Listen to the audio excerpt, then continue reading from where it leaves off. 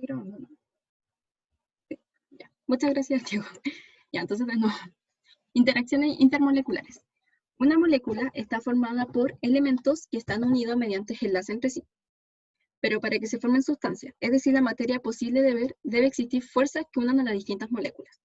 Es decir, que tengo un estilo de interacción que es cuando yo uno a los elementos por medio de enlaces, que es mucho más potente, versus la interacción intermolecular, que es cuando yo las partículas que están adentro, básicamente, las uno, como por ejemplo el puente de hidrógeno o las fuerzas de Van der Waals. El puente de hidrógeno suele ser como muy común en biología y se usa harto como para el tema del ADN y de las bases nitrogenadas y todas esas cosas. ¿Y qué es básicamente el puente de hidrógeno? Es una interacción que se genera siempre entre un átomo de hidrógeno, por eso se llama puente de hidrógeno, y entre un elemento muy electronegativo. Recuerden que para ser muy electronegativo tiene que estar muy arriba y muy a la derecha de mi tabla periódica, como por ejemplo el flúor, el nitrógeno y el oxígeno. Estas son moléculas totalmente electronegativas. Entonces, si yo uno un átomo de hidrógeno con uno de oxígeno, puedo hacer un puente de hidrógeno. Entre dos moléculas de agua se pueden formar puentes de hidrógeno y según la cantidad de existencia de estos, se determina el estado físico en que se encuentra el agua tal como la vemos. Ya, entonces, ¿qué pasa? Que yo primero lo que hago es formar enlaces. Entonces yo pesco un hidrógeno y le pongo un enlace con pesco un oxígeno y lo uno con el hidrógeno y formo un enlace. Luego pesco el otro oxígeno y lo vuelvo a unir con el hidrógeno y formo el enlace completo, o sea, formo la molécula de agua. Ya, esa es mi interacción mayor. Pero luego, si yo quiero unir agua con otra agua, puedo formar puentes de hidrógeno.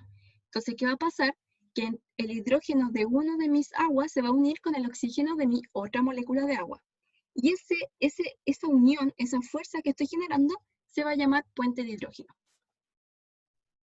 Mientras que la fuerza de Van der Waals es debido a la acción de campos eléctricos presentes en moléculas polares, se generan fuerzas que mantienen unidos a dos moléculas adyacentes.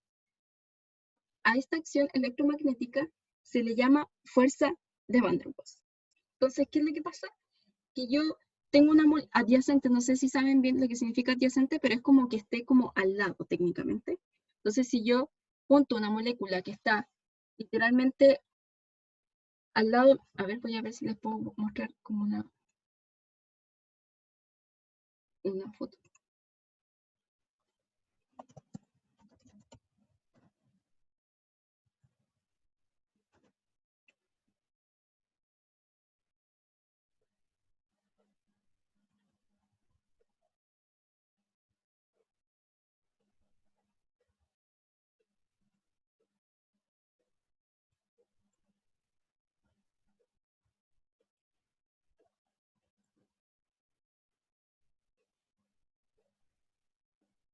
Ya.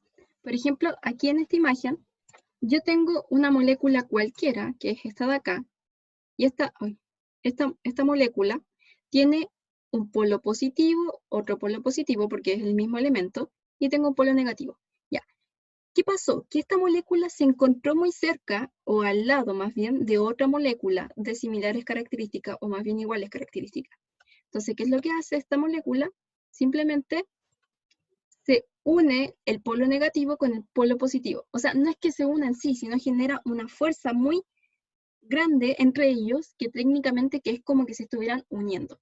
Entonces, ahí genera lo que se llama fuerza de Van der Waals. ¿Ya?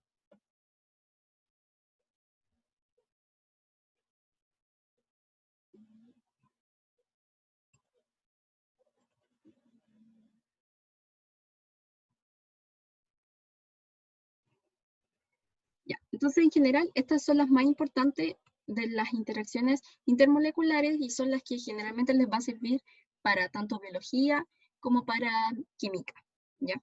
Y para la vida en sí. Luego, polaridad en una molécula, que era lo que recién les mostraba cuando uno de los elementos tenía una polaridad negativa, mientras que el otro tenía una polaridad positiva. ¿Ya? Se verifica la polaridad de una molécula haciendo la suma vectorial de los momentos dipolares de los enlaces presentes en la molécula. Ya, eso suena como medio chino, pero en realidad ustedes nunca van a tener que calcular en sí la polaridad, o sea, no van a tener que sumar vectores ni nada de esas cosas, así que no se asusten. Pero sí será importante que sepan que la polaridad determina la solubilidad de la molécula. Entonces, ¿qué es lo que me va a importar a mí? Pues me va a importar que el polar disuelve al polar y el apolar disuelve al apolar. Esto es muy importante, así que traten siempre de recordarlo. Entonces, ¿qué es esto? Ya. No puedo hacerlo. Ya. Entonces, el polar es compatible con el polar, mientras que el apolar es compatible con el apolar. Mientras que polar y apolar se repelen, no se pueden ver, no se llevan bien, es como que se odian así. Mientras que el polar se ama con el polar y el apolar se ama con el apolar. Por lo tanto, es lo que le explicaba recién a la Cristina, de que yo no puedo mezclar agua con aceite por el simple hecho de que el agua es polar, mientras que el aceite es apolar, por lo tanto se repelen. Entonces, ¿qué pasa? Pasa que quedan en fases distintas, no se pueden unir. Y luego tenemos que la molécula de agua es polar, que es lo que decía recién, y gracias a esto presenta diversas propiedades físicas químicas que revisaremos más adelante. Ahora, entonces, tenemos enlaces químicos, enlaces interatómicos, que son los enlaces iónicos, enlace covalente, y también los enlaces metálicos que no están aquí en el resumen. Y luego tenemos interacciones intermoleculares, que es las que vimos recién, puentes de hidrógeno y fuerzas de Van der Waals. Dentro de los covalentes tenemos los polares, los apolares y los coordinados dativos. Ese es el resumen entonces de lo de hoy día. ¿Dudas con esto? Vamos a hacer los ejercicios. No. Ya. Entonces, tenemos, utilizando la tabla periódica, indica el compuesto con mayor carácter iónico, diferencia de electronegatividades más altas. Entonces, ¿qué es lo que tenemos? Tenemos,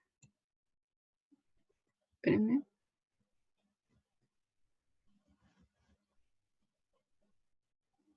Uy.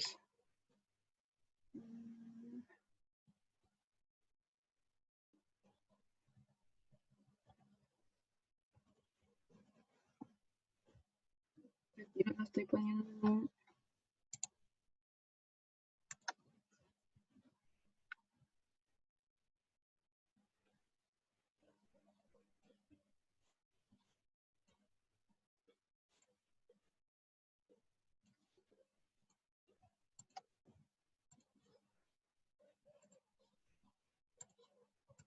Ya. Entonces, ¿qué es lo que tenemos? Tenemos la tabla periódica aquí arribita. ¿Se ve el PowerPoint? Sí. Sí. Ya sé. Tenemos lo siguiente, tenemos que queremos ver cuál es el que tiene la electronegatividad más, la diferencia de electronegatividad más alta. Entonces tenemos por un lado el litio y el flúor, lo que significa que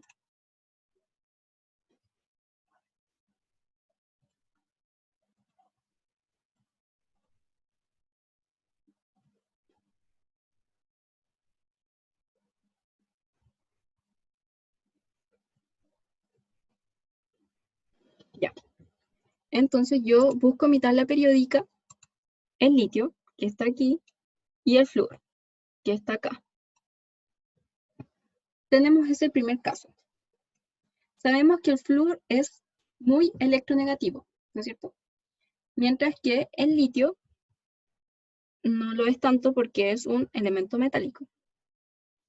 Luego tenemos lo mismo, el potasio y el flúor. El potasio está un poco más abajo, está aquí, y el flúor sigue estando en el mismo lugar, acá. Entre estos dos, entre el litio y el flúor, el litio y el flúor versus el calcio y el flúor, ¿cuál tendrá mayor diferencia de electronegatividad? Calcio y flúor. O sea, potasio, ¿o no? Sí, potasio, no sé por qué dije.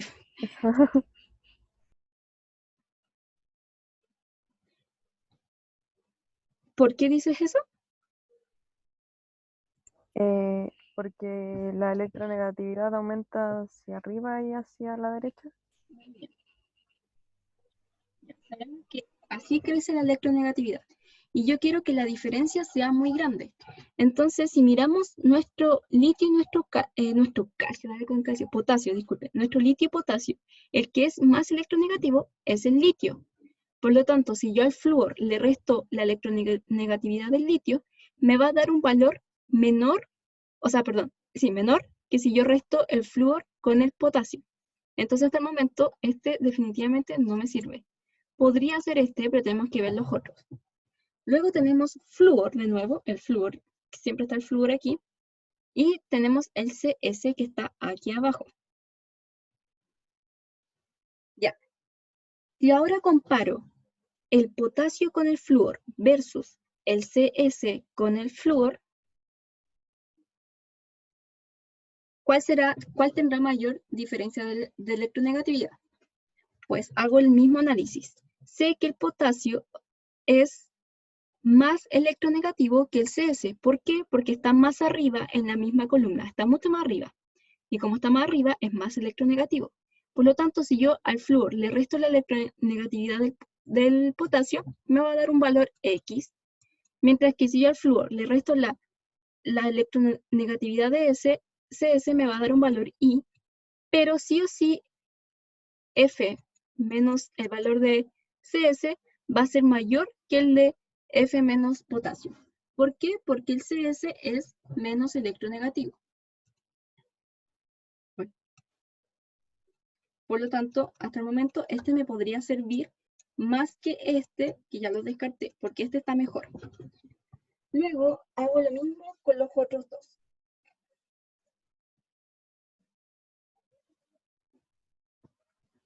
¿Qué tengo? Tengo calcio, ahora sí, calcio y flúor. Calcio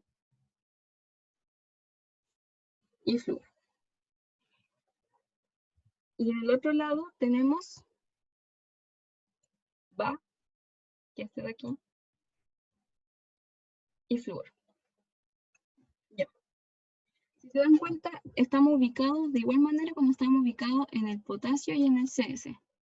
Lo único que cambia es que ahora el flúor tiene un numerito aquí. ¿Qué va a significar ese numerito? ¿Eso lo vieron hoy día en electronegatividad? ¿O no? Hoy día vieron electronegatividad, ¿verdad? Vimos radiación. Así es, vimos radiación. ¿No han pasado propiedades periódicas? Ah, también. ¿No? Sí, la pasamos. Ah, Sí, Pero no recuerdo qué pasaba si habían dos flúor. mm, pero lo vieron mm. entonces. Creo que sí lo vimos.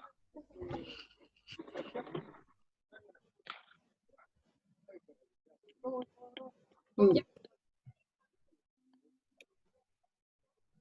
¿Ya qué pasa entonces? Eh, tenemos dos casos distintos,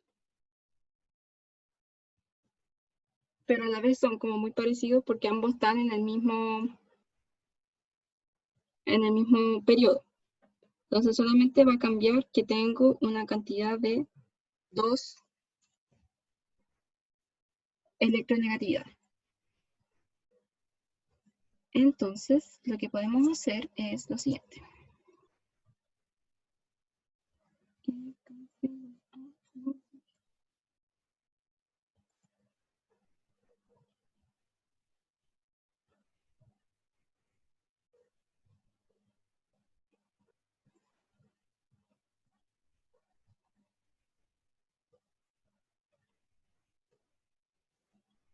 ¿Dónde está la diapositiva?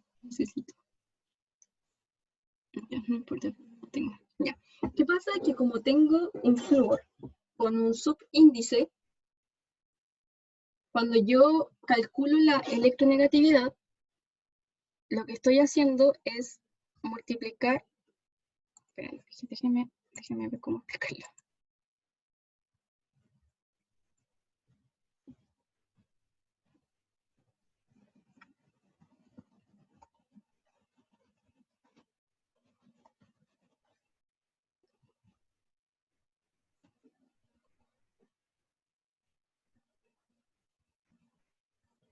Lo que estoy haciendo yo es tener un enlace del estilo. ¿Se acuerdan de lo que yo les dije de que cuando teníamos como un oxígeno gaseoso o algo así, lo que hacíamos era restarle la electronegatividad del mismo elemento? Aquí pasa lo mismo.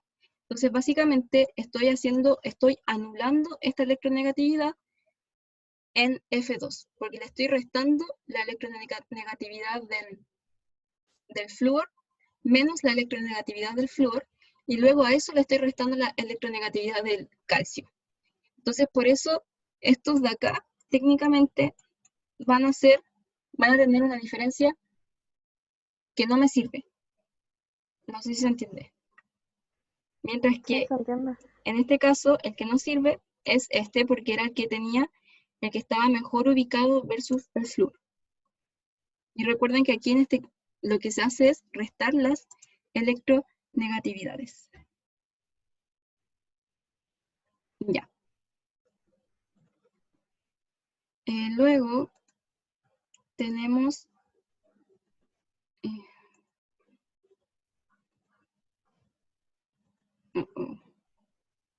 la siguiente pregunta.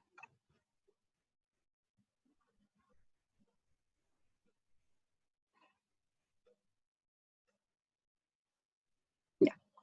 La siguiente pregunta dice, indique la fórmula del compuesto iónico formado por calcio, grupo 2A, y azufre, grupo 6A.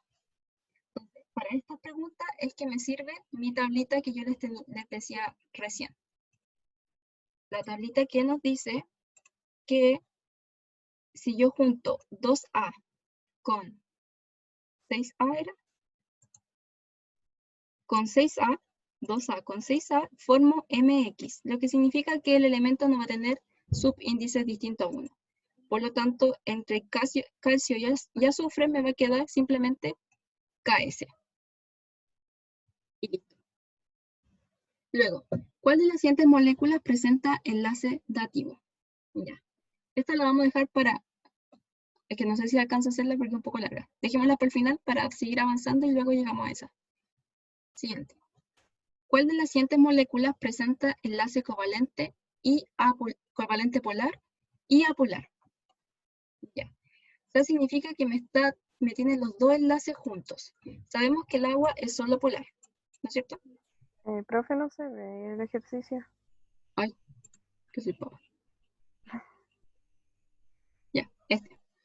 ¿Cuál de las siguientes moléculas presenta enlace covalente polar y apolar? ¿Se ve ahora? Sí, ahora sí. Sí, ahora sí. Ya, entonces, tenemos que el agua sabemos que es solamente polar, entonces no nos sirve. Luego tenemos el H2O2. El H2O2, por si no saben, es agua oxigenada. Agua oxigenada. Luego tenemos el CH4, el oxígeno gaseoso y ay, se me olvidó el nombre, pero otros. Sabemos que esto tampoco nos sirve porque es solo apolar. Entonces solamente nos queda averiguar cuál de estos tres es apolar. ¿Ya? Entonces para ello,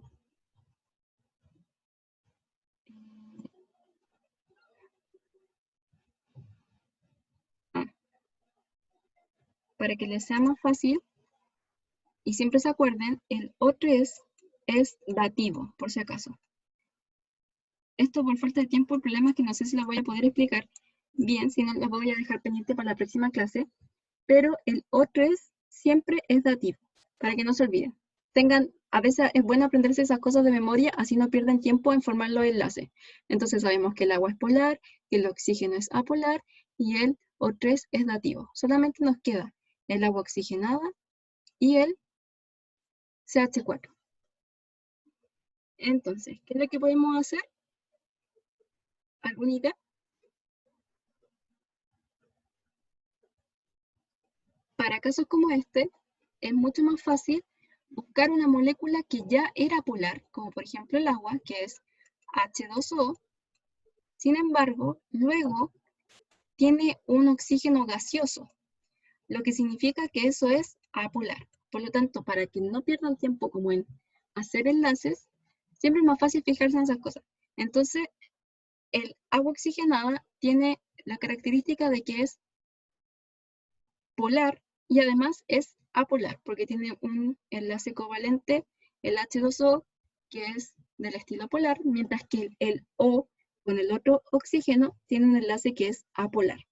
Por lo tanto, la respuesta sería la B.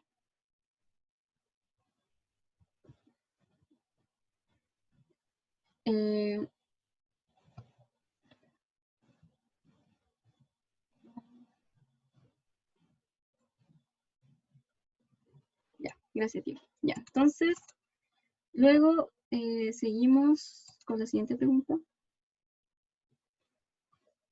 Que dice, la molécula de H2S presenta enlace covalente polar.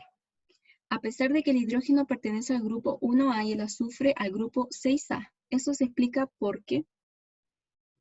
Ya. Luego dice, el azufre es anfótero. Anfótero significa que puede, anfótero es que se comporta como ácido y como base, ¿ya? Que es lo que vamos a ver en otro capítulo, pero para que sepan lo que significa, ¿ya? Entonces ahí dice, el azufre es anfótero, así que puede comportarse como metal y como no metal. No, eso es falso. Entonces, no nos sirve. Luego, ¿el hidrógeno, a pesar de estar en el grupo 1A, es un no metal? Sí, sabemos que el hidrógeno, que es el especial. ¿Por qué? Porque en nuestra tabla periódica el hidrógeno está ubicado justo donde están los 1A y los 1A son metales. Sin embargo, el hidrógeno es un no metal. Por lo tanto, eso es lo que explica que cuando yo formo cuando yo formo este enlace, formo un enlace covalente y no uno iónico, porque ambos son no metales. Entonces sí o sí va a ser covalente. Y eso simplemente se explica porque el hidrógeno es un no metal, a pesar de que esté en el 1A. Por lo tanto, esta sí me sirve. Luego dice, ¿el hidrógeno, a pesar de estar en el grupo 1A, es un anfótero? No, en este caso no tiene nada que... Ay, me pasé con la hora, creo. ¿El 1A es un anfótero? No, porque anfótero es que se comporta como ácido y como base, y en este caso no tiene nada que ver. Entonces solamente sería solo 2. Ya. Uy.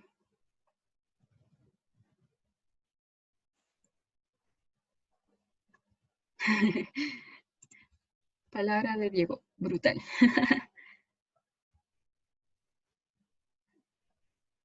Ya, entonces, luego, ¿la clase termina a las 9 o a las 9:10?